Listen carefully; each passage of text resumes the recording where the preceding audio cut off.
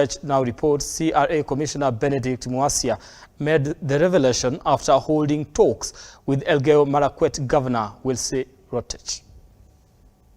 The Financial Reporting Centre is set to impose sanctions for violations of the proceeds of crime following the Cabinet's approval of the draft Anti-Money Laundering and Combating of Terrorism Financing Laws Bill of 2023.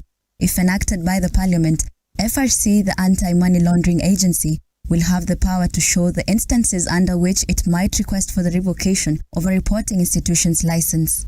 Besides raising the cash transaction reporting threshold from $10,000 to $15,000, the bill provides for the requirement for companies to keep a register of beneficial owners.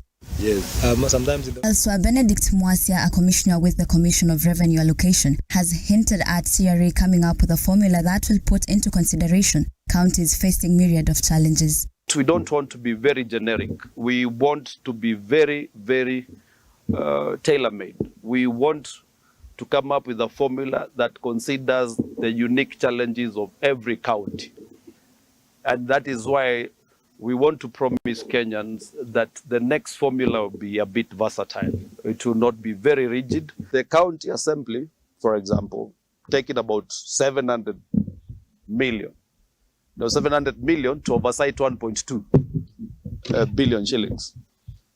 You see, iko tabu hapo. Elgeyo Marakwet Governor Wilsie Rotich decried underfunding for the last 10 years while remaining hopeful that they will get a better allocation in future. For the last 10 years, we still feel that we were disenfranchised. We were actually unfairly, didn't get our fair share as a county compared to the challenges that we are facing as a county in terms of terrain, in terms of poverty, and in terms of historical injustice. A county that had been neglected, we really thought that with the devolution would have been among the first ones to be considered to get enough resources so that we can be able to transform. MP Fatuma Gedi echoed Rotich's sentiments while calling on the governor to woo more investors and donors to help fund development projects. When you are there, tunaona Elgeyo Marakwet is a very rich county.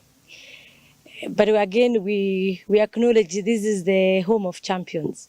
But today from these discussions, we really sympathize with you because of the underfunding that this county is getting. Regardless of the little resources that you receive, which is very little compared to the other counties we've been to before, you can mobilize and attract partners to come and help this county. Juliet Chepkoech, Look Up TV. Now, Naivasha Level 4 Hospital is on the spot after 20 newborns are reported to have lost their lives in the last 1 month. Now, this comes after service